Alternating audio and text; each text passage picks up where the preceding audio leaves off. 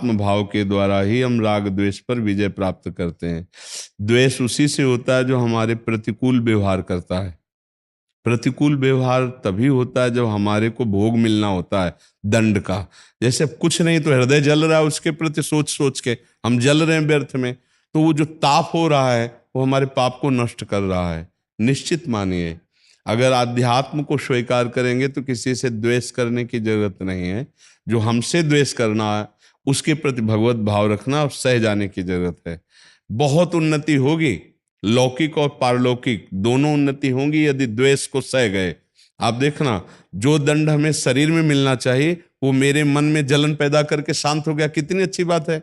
जैसे कोई हमारी निंदा करता है और हमारे कान में पड़ता है कि वो अमुक आपकी निंदा कर रहे थे या सामने कर रहा है, तो जो हमको भारी प्रारब्ध भोगना पड़ता वो निंदा करके हमारे प्रारब्ध को नष्ट कर रहा है, अपने ऊपर ले रहा है। कितना कृपालु है वो। द्वेष लायक थोड़ी है, वो तो आशीर्वाद देने लायक है कि भाई मुझे जो दंड मिलता शारीरिक वो तुम अपनी जबान से निंदा करके काट दिए, कितनी बड़ी कृपा। पर हम अज्ञानी होने के कारण हम बुरा मानते हैं और उसके प्रति द्वेष कर लेते हैं कि हमारा कुछ लेना देना नहीं, फिर भी हमको निंदा करता है, हमको कष्ट देता है, हमारे प्रति द्वेष भाव रखता है। ये अध्यात्म ना होने के कारण, ज्ञान ना होने के कारण हम ऐसा, यद्यपि वो हमारा बहुत बड़ा मित्र है।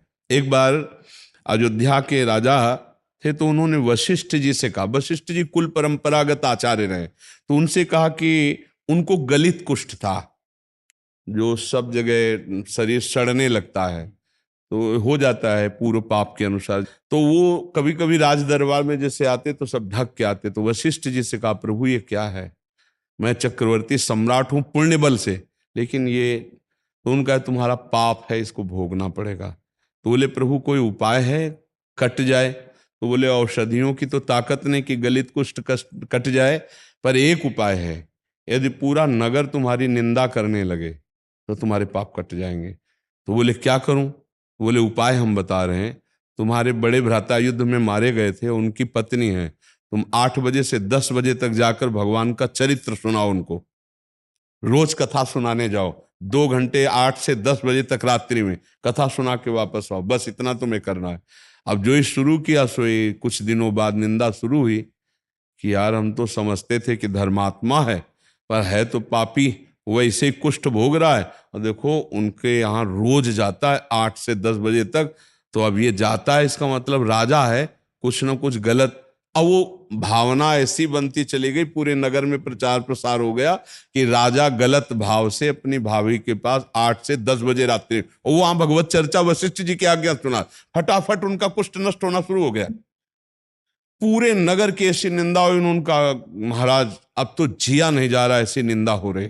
बोले चुप रहो, अब कष्ट तो सहला पड़ेगा, अगर कुष्ठ नष्ट करवाना है तो निंदा का कष्ट सह लो। जो ही पूरे नगर में भरपूर निंदा होने लगी उनकी कि धिक्कार है ऐसे राजा को, सब गलित कुष्ठ खत्म हो गया, केवल नाक में रह गया। तो उनका गुरुदेव नाक में रह गया। बोले ये खत्म नहीं होगा। बोले क्यों? बोले ये हमारे हिस्से का है, हम निंदा करेंगे नहीं, क्योंकि हम जानते तुम्हें किस लिए भेजते, इसलिए नाक का गलित कुष्ठ। और फिर पूरी सभा को बुला करके बताया उनकी कि ये जो माता की तरह भाव रखते हैं और 8 से 10 बजे तक मेरी आज्ञा से कथा, तो उनका गलित कुष्ठ भी खत्म हो गया और उनकी निंदा भी खत्म। तो जो हमारी निंदा करते हैं, जो दोषारोपण करते हैं, जो द्वेष करते हैं, सच्ची मानिए हमारा बड़ा मंगल कर रहे हैं, हमारे पापों को नष्ट कर रहे हैं। तो हम 2 भाव से सहन करें, एक भगवत भाव और एक इस भाव से कि मेरे आए हुए प्रारब्ध को ये नष्ट कर रहा है, द्वेष करके, निंदा करके। समझ में आ रहा है? और नहीं तो फिर झगड़ा करोगे तो नया संस्कार बन जाएगा और आपका भी हृदय जलेगा और लाभ मिलेगा नहीं। भगवान कोई स्वार्थी नहीं कि यार पैर छू लिए तो खुश हो गए, हाथ जोड़ लिए तो खुश हो गए, खवा पिया दिया तो खुश हो गए, अगर नहीं पैर छुआ, नहीं हाथ जोड़ा, नहीं खवाया पिया तो नाराज हो गए। जो भगवान को गाली देते हैं, आज भी भगवान उनको वायु दे रहे हैं, पृथ्वी में रख रहे हैं, उनको जीवित रख रहे हैं। जो भगवान को गाली देते हैं, भगवान की निंदा करते हैं, समझ रहे हैं? इसमें हमारा भाव है कि जब हम परम पिता परमेश्वर में चित्त वृत्ति लगाते हैं तो सत चिंतन हुआ ना, सत चिंतन, तो हमारा सत विचार, सत क्रियाएं, सत चिंतन हमें सत्य की प्राप्ति कराती है। भगवान का स्वरूप है सत्य नारायण, सच्चिदानंद, सत स्वरूप है ना भगवान, और संसार है असत स्वरूप। तो हम असत से ही सत की प्राप्ति करते हैं, असत को साधन बना लेते हैं। जैसे असत शरीर है नाशवान, असत पदार्थ है, इनसे हम भगवान को जब भावपूर्वक ऐसे समर्पित करते हैं, जैसे एक पिता के 4 पुत्र हैं, पिता ने गुलाब जामुन ला करके चारों को दिया, अब 3 खाने लगे। एक दौड़ के आया पापा की गोद में बैठ के, और पापा के ऐसे मुख में, पापा का हृदय कैसा होगा सोचो, लाके तो उसी ने दिया है, अब कैसा होगा। वो उसके हाथ से गुलाब जामुन लेगा और ऐसे करके अपने हाथ से पवाएगा, और सब बेटों से ज्यादा अधिक उसको प्यार करेगा करेगा, है ना। बस यही हमारा भोग लगाना होता है। मुझे प्रभु ने ही सब कुछ दिया है, पर हम जब उनको पहले बनाकर ऐसे, तो उनका दुलार मिलता है।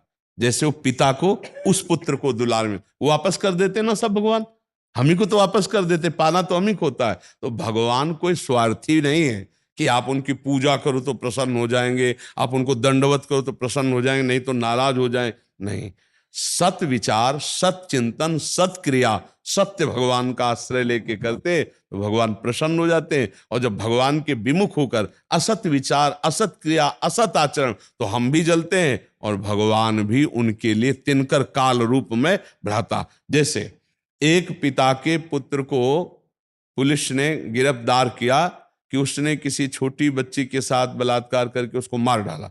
उसके पिता से पूछा गया कि तुम्हारा पुत्र ऐसा आचरण किया, तुम क्या चाहते हो। बोले यही चाहता हूं कि जल्दी से जल्दी उसे फांसी दी जाए और मैं कभी उसका चेहरा ना देखूं। समझ रहे ना, पिता का क्या आदेश था। ऐसे ही भगवान, जब आप धर्म विरुद्ध आचरण करते हैं, पापाचरण करते हैं, कोई इतना सुंदर मनुष्य जीवन दिया, ये दुष्ट माना नहीं, फिर पापाचरण, तो जल्दी से जल्दी ये नरक भोगे, कष्ट भोगे। जैसे वो पिता कहता है मैं कभी देखना नहीं चाहूंगा, उसे जल्दी से जल्दी फांसी सजा दी जाए। समझ रहे ना आप, पिता होते हुए भी वो ऐसा निर्णय करता है कि दंड देता है, हमें कष्ट देता है। भगवान स्वार्थी नहीं है। हमारा भाव जब होता है ना, तो वस्तु तो हमें मिल जाती है और भाव भगवान स्वीकार कर लेते हैं। जैसे वही गुलाब जामुन बेटे को खवाया, पर वो हो गया, पिता न्यौछावर हो गया उस बेटे पे कि सब अपने अपना खाने लगे, लेकिन ये दौड़ के आया, मुझे इतना प्यार, अच्छा वो अधिक लाडला बन जाएगा। तो भक्त का पक्षपात भगवान कर लेते हैं, इसी बात से पक्षपात। समझ पा रहे हैं आप, भगवान को किसी वस्तु की जरूरत नहीं है, भगवान को किसी के दुलार की जरूरत नहीं है। अरे वो अखंड आनंद स्वरूप है, पर जब हम दुलार करते हैं तो भगवान उसे स्वीकार करते हैं। पत्रम पुष्पम फलम तोयम ये में भक्ता प्रक्षति, भाव का भूखा हूं मैं, भगवान करे। भाव ही एक सार है, भाव से मुझको भजे तो भाव से बेड़ा पार। भगवान को कोई वस्तुएं नहीं चाहिए, ये सब वस्तुएं भगवान को चाहिए। आप सोचो संसारिक आदमी जिनको भोग रहा हो, भगवान को चाहिए वस्तुएं, उन्होंने ही तो दिया है हमको। हमको जो वस्तुएं दी, वही वस्तु हम जब प्यार से भगवान को अर्पित, तो खुश हो जाते हैं हमारा भाव देखकर। वस्तुएं कभी खाते देखा है क्या, भगवान को गुलाब जामुन चढ़ाया पूरे चट कर गए, ऐसा तो कभी नहीं। अगर 11 चढ़ाया तो 11 मिलेंगे, 10.5 नहीं मिलेंगे, पूरे के पूरे वापस। हाँ, वो हम अपने लिए रख ले भोग में लगा के कि भाई भगवान के भोग लगाया, 5 हम रख लिए, 6 वापस कर दिए, वो हम पाएंगे 5 और 6 तुम पा लो। भगवान ने एक को नहीं पाया, भगवान ने भाव पाया आपका, जो आप भाव में भर के लाए कि ये बहुत सुंदर वस्तु है, हमारे प्रभु पाए, वही भाव भगवान ने ग्रहण किया, और उसी भाव से आपका परम कल्याण हो जाएगा। तो ये था माम प्रपद्यन्ते तास तथैव भजाम्यहम्। भगवान कहते हैं मुझे जो जैसे बचता है मैं उसको वैसे बचता हूं। भगवान से आप धन चाहे तो धन मिल गया, धन से आप भोग चाहे तो भोग भोग लो जो मन आवे। तो आपको लगेगा इतने बड़े ठाकुर की सेवा करने वाला ऐसा क्यों कर रहा है, क्योंकि उसको ठाकुर ठाकुर ही नहीं नजर आ रहे, उसको व्यापार नजर आ रहे। जैसे बनिया एक अपनी दुकान में बेचकर पैसा करता है, रंग तो नहीं आएगा ठाकुर जी का, कृपा का थोड़ी डूबेगा, कृपा का भाव थोड़ी आएगा उसके अंदर, वो पैसा है। क्योंकि पक्की बात है, पक्की बात है, ये ठाकुर जी को साधन बना लिया रुपए का। देखो इस बड़े महापुरुष ने कहा है, कबहू का मंदिर में बैठे भाव भगत ने जाने और पैसा नहीं को माने। कभी ठाकुर जी के मंदिर में बैठ जाते हैं ऐसे लोग, तो कबहू का प्रवक्ता हुए बैठे और शास्त्रों का पर रुपया ही को खींचे, वो बड़ा वेशधारी हरि को रसाले, एक पद में ऐसा लिखा है, तुम नाचे गावे भाव दिखावे, काव्य करे चटकीली, साच बिना हरि हाथ ना आवे, रहनी है सब ढीली, बिन विवेक वैराग्य भक्ति बिन सत्य न एको मानो, भगवत विमुख कपट चतुराई सो पाखंडे जानो। तो यही पाखंड भाई, कि हम ठाकुर जी की सेवा करो, हमें आनंद मिले किसी और की तरफ, और कोई चाह रह जाए, ऐसे सब नहीं होते।